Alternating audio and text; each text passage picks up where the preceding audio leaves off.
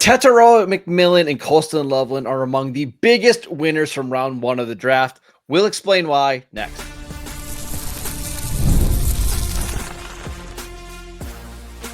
You are Locked On Dynasty Football, part of the Locked On Podcast Network. Your team every day. Here are your hosts, Marcus Mosher and Kate Magdziuk. Welcome back to the Locked On Dynasty Football Podcast, part of the Locked On Podcast Network, your team every day. We'd like to thank you for making us your first listen of the day. Today's episode is brought to you by LinkedIn. LinkedIn Jobs helps you find the qualified candidates that you want to talk to faster. Post your job for free at linkedin.com/LockedOnNFL. Terms and conditions apply. Welcome back. I am your host, Marcus Mosher. You can follow me on Twitter at Marcus_Mosher. Joining me today, as always, is Kate Magdziuk. You can follow her on Twitter at Kate Magdziuk. Kate, round one of the NFL draft is over. Who are some of the biggest winners coming out of round one? Let's start with Tetairoa McMillan, wide receiver out of Arizona, who definitely was like pretty much consensus wide receiver one outside of Travis Hunter in this class. We had some Luther Burden rumblings. We had some Matthew Golden rumblings. But I'm just saying, it was always T-Mac, always T-Mac. And now we get to see T-Mac in an offense where he is the de facto number one wide receiver. No questions asked. There were a lot of landing spots we talked about in the top 12 picks where there's already a very established wide receiver one here. That's not the case in Carolina. So we talked about this on Thursday's show. Like, we thought there was a lot of situations where McMillan could potentially land that we thought would be either neutral or bad for his dynasty value, but we kind of circled the Panthers as a team where maybe he could gain value, right? Some reports are coming out this morning that Bryce Young was like standing on the table for McMillan. I don't know if that was because he needed to see him like eye to eye. No, I mean, this is the type of receiver they needed. Xavier Legette is not an outside X receiver. He's really this big slot. And I think Adam Thielen is kind of the same. Now you get somebody who is a big target, can win in the short to intermediate, can win these jump balls. I would be shocked, Kate, at this point, if McMillan doesn't earn like what 10, it's a little high, 8 targets a game in Carolina. Like, this is going to be their de facto number one receiver. Oh, pretty easily. Now I'm just going to do the math real quick. 8 times 17 games, that's 136 targets. And in my mind, I kind of thought 140 targets seems really reasonable for Tetairoa McMillan on a year-to-year basis in this offense. And his size kind of mismatch, I think, does help a lot. You have a smaller quarterback, right? So like, you have this guy who has the specialty of doing some of these 50-50 balls, contested catches. He's one of the dudes in this draft where you could just chuck up the ball and say, all right, I trust my guy to make the play. That's going to do a lot for the confidence of a quarterback like Bryce Young.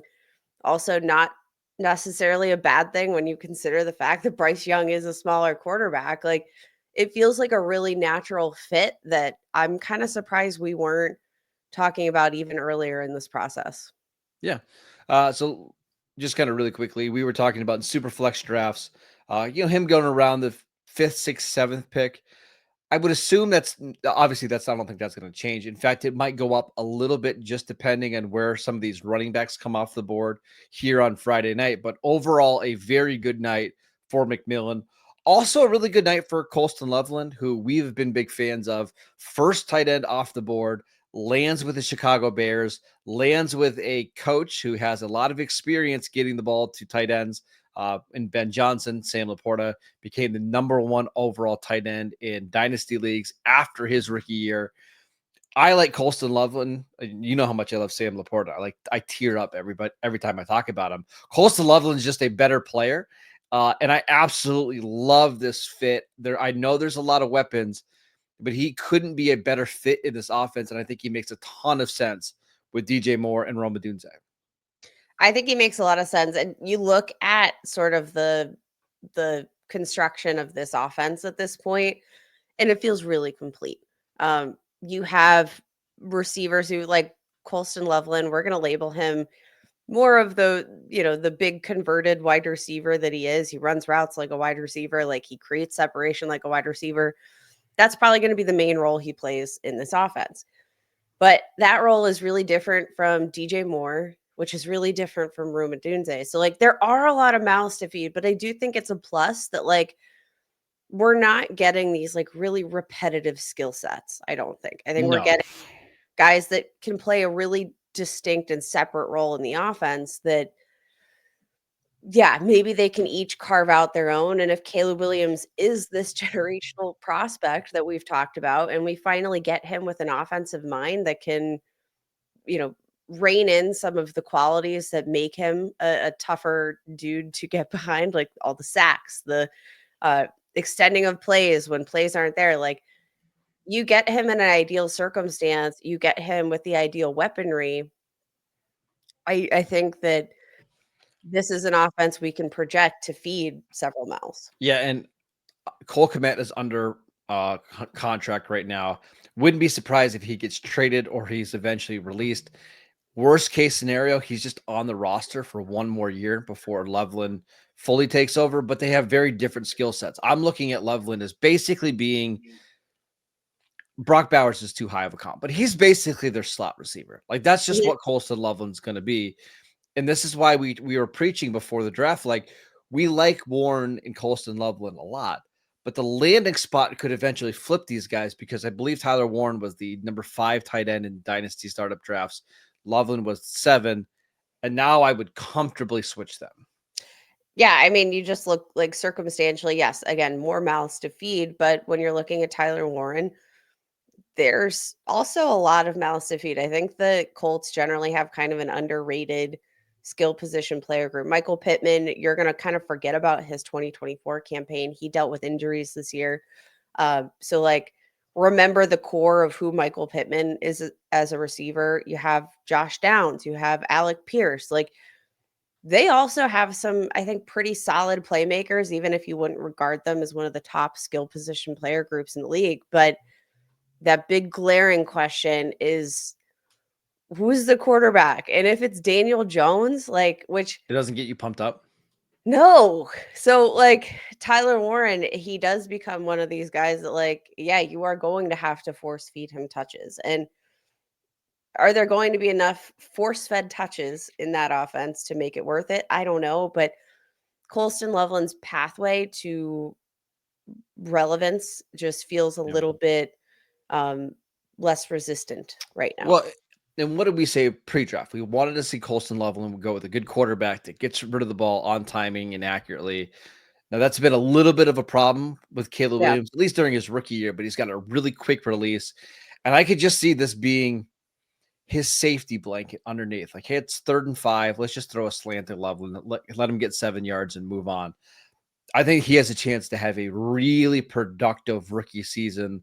And the fact that he didn't land on a team like the Colts or one of these other teams in the teens or 20s, I'm really pumped. I also think it's very telling, Kate, that this is who Chicago drafted with the 10th pick, right? Like they were clearly targeting Loveland with both tight ends available on the clock. Usually when you do that, you're going to make it a plan or you're going to make it a priority to get that guy the football early and often. Yep. I think Loveland's the biggest winner coming out of round 1. Loveland's a huge winner. Now, I will say, let's not forget, he has that season-ending shoulder injury that put his 2024 campaign at an early end.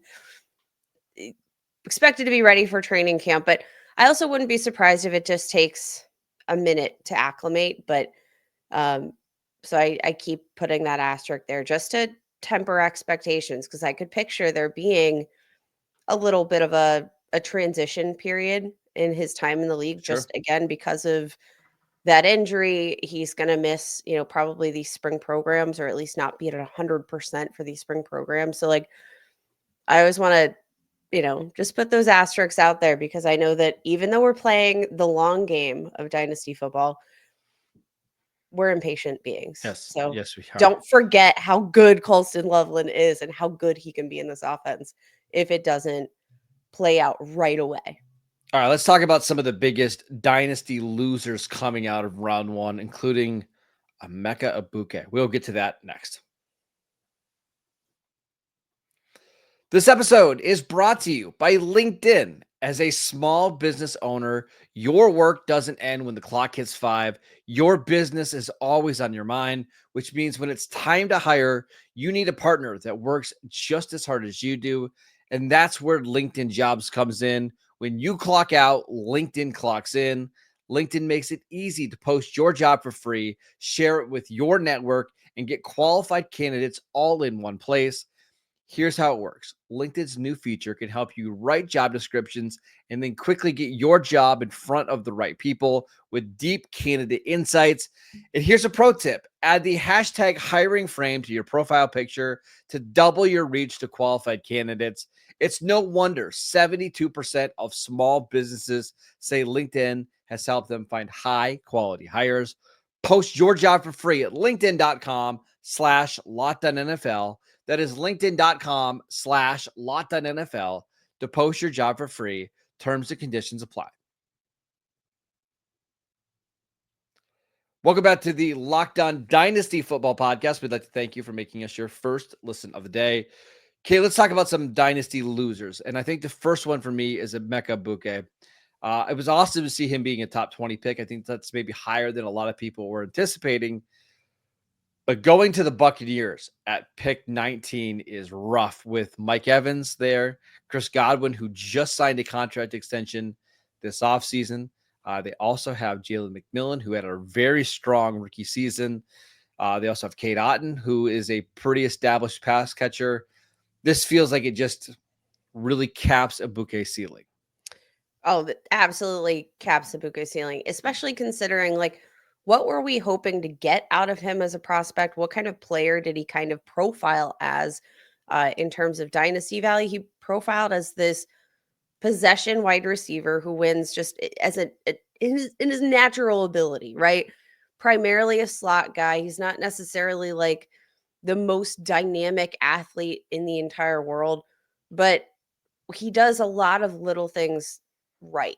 And he can play this, I think, pretty specific role. I think, does he have the physical skill sets to maybe challenge for some reps on the outside? Sure. But I also think, man, what a crowded room. And I don't know, does this give you any question marks about like Chris Godwin, for instance, who like They did just signed get him to a new big deal, though. that's okay. That's what I'm getting at here. So like the role that we can kind of picture him playing in this offense would be that of Chris Godwin. So like how did we reconcile this high use of draft capital versus the contract that he just earned? Because what, a 3-year $66 million contract with the Tampa Bay Buccaneers was signed this offseason. He's not going anywhere, but he is coming off a pretty serious ankle injury. So like is there a chance that maybe this draft pick is giving us a little insight? Like, are there concerns about Chris Godwin long term and his recovery? Or is this just we want to load up on all of the offensive weapons that we can? And Bingo.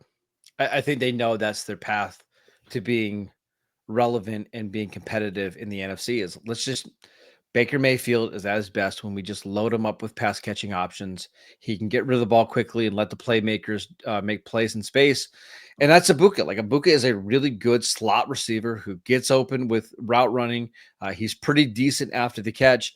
I think from a Tampa Bay perspective, it makes a total sense, right? Mhm. Godwin and Evans are getting older. You want to have that next group of receivers ready for when those guys are eventually phased out. But with Godwin just signing a new deal this offseason, I think it's going to at least be 2 more years before he's gone. And now we're looking at somebody who probably in year 1 in Egbuka is a flex play at best. Year 2, you're hoping for a wide receiver 3. This was somebody who was going late round 1, early round 2 in rookie drafts, who I fully expect to fall now. Yeah, I think that's very fair. Now, looking at the Bucks like target dispersal, I do think despite, you look at Baker Mayfield's end of season stats, and you would think, all right, like who was he primarily funneling all of those yards to? 4,500 passing yards, 41 touchdowns. Not a single player had more than 110 targets in that offense. In fact, 7 different players on the Tampa Bay Buccaneers offense last year had 50 or more targets. That's madness. Like, Yeah. that is truly spreading the ball far and wide. And I think that, like, you look at the fact Sterling Shepard quietly had 51 targets last year. I know. When? Nobody knows. Like, Well, it's just because they had all those injuries at the middle point they of the year did, when but, like, Evans and it Godwin were out. it just didn't feel like they spread the ball out a lot. And again, some of that based on necessity. But I do think, like, it kind of shows you that, yeah, we had some nice productive moments for Mike Evans, Chris Godwin, but I do think it shows you maybe that the biggest winner of Egbuka being drafted there is Baker Mayfield. Like, his ability to spread the ball out in the offense, I think, the production record that we've seen so far here in Tampa Bay. I don't like this fit for Egbuka. He lost a ton of dynasty value for me, but the person who gained it, Baker Mayfield. 100% agree. Like Baker, we'll do veteran winners at some point next week coming out of the draft. My gosh, Baker, just one of the biggest winners. Another quarterback that's a big winner, Kate, is Jordan Love, because he gets another receiver to add to this really wonky wide receiver room. Matthew Golden goes to the Packers in the 20s. I struggle with Golden. I thought when Matthew Golden was being talked about like as a top 12, top 15 pick, that felt rich to me, right? But picking him in the 20s, I think is a different story because now the expectation is that's where you draft number 2 receivers. What's fascinating about Green Bay is who's the number 1 in Green Bay? They've had no problems finding a bunch of strong complementary weapons. Who's the number 1 receiver? I don't know. And now we just throw Golden into the mix with Jaden Reed and Dontavian Wicks and Romeo Doubs and Christian Watson when he comes back. And it keeps going on and on and on. That's the thing about this move. So the Packers finally draft one of their first round weapons, a first round wide receiver. Aaron Rodgers was begging for it for years, and Jordan Love gets the big prize. But the big prize is not necessarily a guy that I think we profiled as a true wide receiver 1. He's not overly physical. He doesn't play to his speed. I'm so sick of hearing about his 4.29 speed. Sick of it. He doesn't play to that. So, like, No. stop He's like a bringing it up. 4.40 guy. Yeah, stop bringing it up as a strength because, like, does it show up on the tape? No. Look at his advanced metrics. 51st percentile yards per route run, 40th percentile yards after the catch per reception, 77th percentile separation percentage per PFF. Like, he's fine, but for all of the hullabaloo that we had about, like, the Packers are never going to draft for Matthew Golden feels like another complementary weapon, not necessarily like a Tetairoa McMillan, who I think Which would they were very never going to get, by the way. They were never going to get a McMillan. It's just no, I, but you're not getting a wide receiver 1. And I think that that's kind of where the surprise factor came in for me is the fact that this is the fit.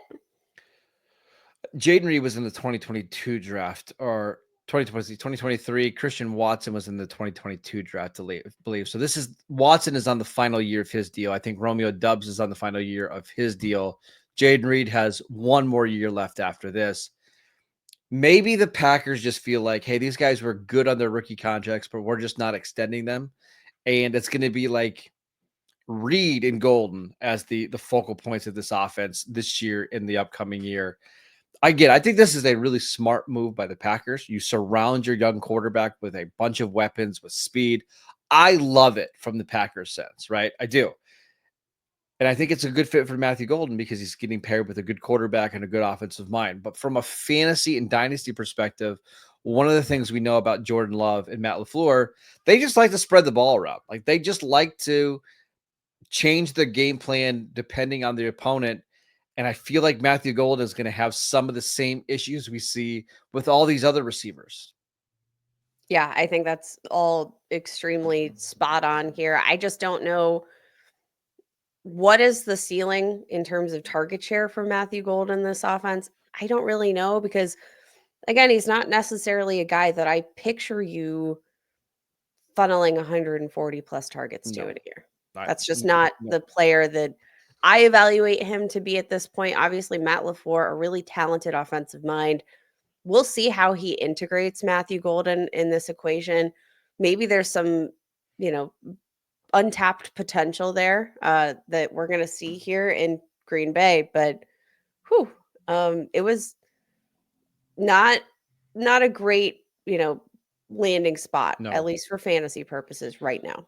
Let's talk about some players who have, let's say, undetermined value coming out of round 1 of the draft, and a couple that we might even fight on a little bit, Kate, including Omarion Hampton. We will get to that next.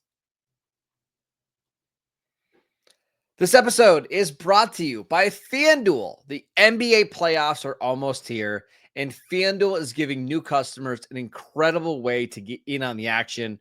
Right now, when you join FanDuel and place your first $5 bet, you'll get $250 in bonus bets if your bet wins. I love FanDuel so much. I love how easy they make betting, whether it's picking my favorite team or diving into player props, from three-pointers to steals to assists. FanDuel has so many ways to bet on your favorite player props. Plus, after the game tips off, you can even combine your live prop bets into a same-game parlay for a chance to win big. Nobody else is doing that right now. Don't miss out. Head over to FanDuel.com and claim your $250 in bonus bets today. Welcome back to the Locked On Dynasty Football Podcast. We'd like to thank you for making us your first listen every single day. We're discussing some of the biggest Dynasty winners and losers coming out of round 1 of the draft. And Kate, let's talk about Omarion Hampton, the second running back drafted behind Ashton Jeanty, who we didn't mention, but feel free to mention Jeanty going to the Raiders. Hampton selected by the Chargers at pick number 22. What do you think about his value now that he lands with Jim Harbaugh? Here's the thing. I think it's going to be a complicated year 1. That's my kind of knee-jerk reaction. But we are a Dynasty podcast, so I need to take a step back from my initial emotions and take a deep breath and remember that a running back in a Jim Harbaugh, Greg Roman offense, not the worst thing in the world, especially when we're talking about a running back like Omarion Hampton, who has a proven track record as a bona fide workhorse. I think the only thing that scares me is is there any concern that the floor is going to be a lot lower for Omarion Hampton in year 1 as long as Najee Harris is around? No, no. I think Omarion Hampton is the day 1 starter, and Najee Harris rotates in, kind of like the way Gus Edwards used to rotate in Baltimore with Greg Roman. Like when they had a healthy J.K. Dobbins, like this was just J.K. Dobbins' backfield, and Gus Edwards would kind of rotate in. Yeah. I think the worst case scenario here is that Najee Harris is the starter in, start the open of the year. Hampton gets 10 to 12 touches, but Kate, I think by the time we get to October, November, like it's just going to be clear the difference in like explosive playability. I think this is actually a fantastic landing spot for Hampton because now he's got a chance to be super efficient, to get a ton of work because Jim Harbaugh likes to give the ball to his running backs. I love this fit. For sure. And I do think, again, when we're looking at long-term value, it makes so much sense. So Ashton Jeanty, again, we already have that landing spot. Went to the Raiders, 6th overall. Cam Ward, Omarion Hampton was currently listed as the third player off the board. Does that change anything for you? Does he overtake Cam Ward with this move? No, because quarterbacks still are super valuable, obviously, in super flex leagues, and there's only a finite number of starting quarterbacks that are able to play. No, it doesn't for me, but I think Hampton is just – I think the gap between Hampton and the other players in this class has widened. And we should mention another player, Kate, Travis Hunter, who the Jaguars traded up from 5 to 2. You and I have been on the train of like, hey, Travis Hunter should be the number 1 receiver drafted in your startup drafts. Mm-hmm. I think this is a good fit with him playing with Trevor Lawrence in Jacksonville, but I don't think it's an ideal fit because Brian Thomas Jr. is such a dynamic playmaker, and he's going to be the clear-cut number one. And I think Travis Hunter is going to be more of the number two who gets some time on defense. I still think he's going to be an awesome player. I do think this caps his ceiling a little bit in Jacksonville. For sure. And again, you look at just kind of why the fit might be such a nice one for Jacksonville.